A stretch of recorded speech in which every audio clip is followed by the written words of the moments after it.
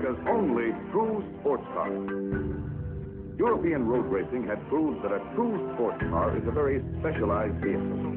Die der Porsche 911 in dieser Beziehung bietet. Wenn die Autobahn mal nicht voll ist, dann sind Geschwindigkeiten um die 200. Yes, the 1963 Corvette Stingray. The modern really makes the stabilizzatura a level of response never before seen in a production sports car.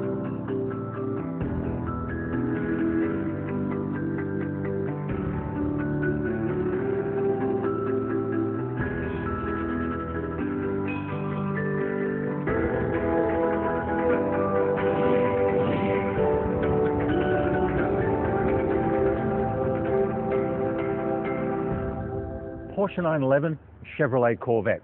They're soul brothers, these two, survivors. They've weathered oil crises and recessions, defied government bureaucrats and boardroom bunglers, and fought each other for sports car glory on the road and on the racetrack. Each is a true sports car icon. And like many icons, each is trapped by its history. There's still no substitute for cubic inches in a Corvette, and the Grand Sport rumbles to the tune of a small block V8 with push rods, just like it did in the 1960s. And the Carrera S still stubbornly relies on a precision-engineered flat six slung out behind the rear axle, just like every 911 since 1963. They've faced off many times over the past 48 years, these two, and this time the matchup is closer than ever. They're both about the same size and have about the same weight to power ratio. So we know that out in the real world, no one's going to cross-shop these two cars. Like Yankees fans and Met fans, there are 911 guys and there are Corvette guys. That's the way it is, and that's the way it's always going to be. But what we want to find out is which of these soul brothers delivers the enthusiast driver the most rewarding and engaging driving experience. In other words, the winner of this head-to-head will be the best sports car of the two, period. So, let's hit the road. Let this clash of the icons begin. The C6 Corvette is now more than 6 years old, but the 2012 Grand Sport version offers outstanding bang for the buck in the best Corvette tradition. It's basically a regular steel frame Vette with the 436 horsepower 6.2-litre V8 under the hood, but the Grand Sport badge means you get a tasty combination of Z51 performance parts, like springs and closer ratios in the 6-speed manual, as well as Z06 goodies like brakes, roll bars, wide tyres and bodywork. This manual Grand Sport also gets the dry sump oiling system from the Z06 and ZR1 engines, which means it's hand-assembled by the same guys who build the ultra-high-performance Vette motors in Wixom, Michigan.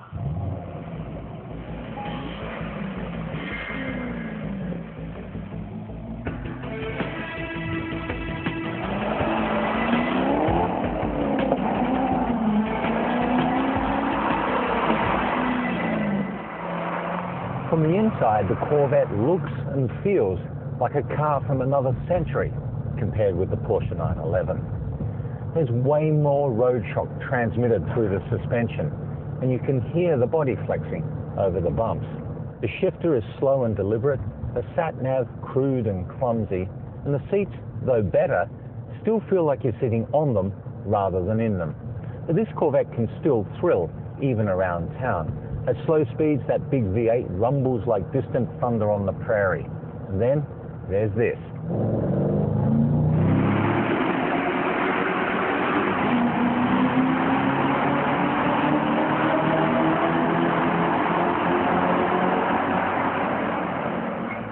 The 2012 Porsche Carrera S might look familiar, but it's the most radically changed 911 since the water-cooled 996. The base 911 gets a new 350 horsepower 3.4-litre flat six. This Carrera S has a revised 3.8-litre engine that delivers 400 horsepower. So far, so 911. But it's not until you get up close and personal with this new one that you see how changed it really is. It's bigger, 2 inches longer overall, making it more than an inch longer than the Corvette. And the wheelbase has been stretched a massive 4 inches. Now, here's the clever part. The engine and the driver are basically in the same place as in the old 911, but the rear axle has effectively been moved back 2.8 inches and the front axle moved forward 1.2 inches. The result? Less weight over the rear axle and, hopefully, less of a white-knuckle ride as you tip the car into a fast corner.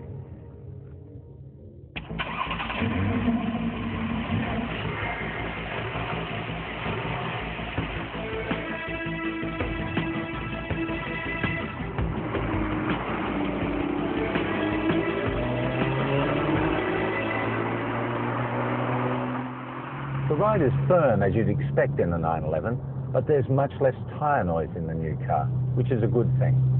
There is one noise you do want to hear in a sports car though, and that's the engine. And the new Porsche 911 doesn't disappoint. Listen to this.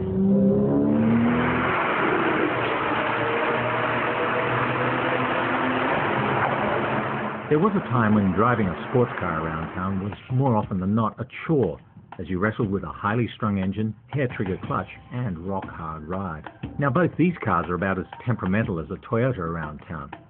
My choice would be the Porsche, though you could easily drive either one on the daily commute. But where's the fun in that? Let's head for some roads where we can give these things a proper workout.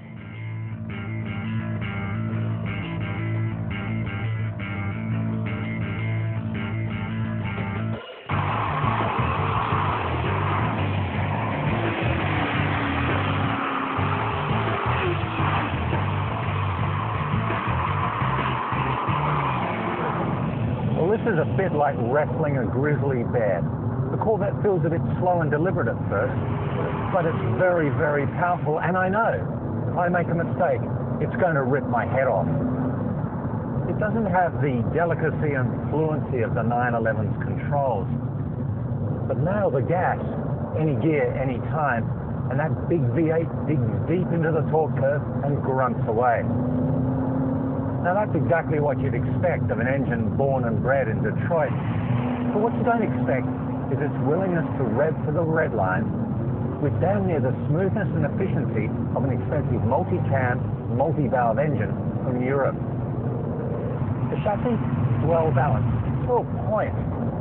It has a tendency to snap sideways when driven hard, a trait amplified by the steering that sends the nose of the car diving to the apex of the corner the moment you pull the wheel off center. Like a 911, this is a car that demands respect when driven hard. Actually, I should say, like an old 911. Wow, what an engine. Absolutely razor-sharp throttle response and linear power delivery that just keeps on going. And anyone who says they still prefer a stick over the PDK simply isn't serious about driving fast. It's incredibly quick. It doesn't have the busyness in the steering that old 911s have. You used to feel the steering wheel moving around in your hands. I think that's a function of the new electric powered steering. And I can hear the purists complaining that Porsche's taken away some of the character of the old 911. But I've got to tell you, it works just fine. Entering a fast corner in a 911's always been a bit of a high wire act.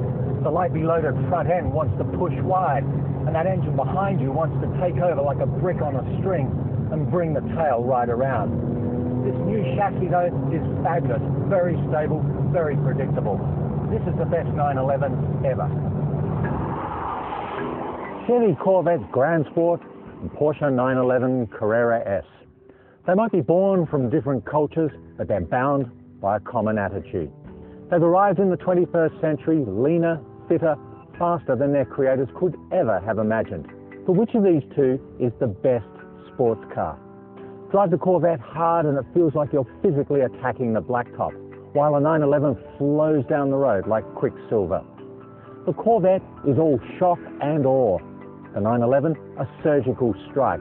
It matches the Chevy's performance with less power and is more effortless, more composed on almost any road you care to throw it at. It's the better sports car at any price. Well, possibly until the new C7 arrives in 2013. And if there's a head-to-head that you'd like to see, let us know in the comments and we'll do our best to make it happen. Thanks for watching.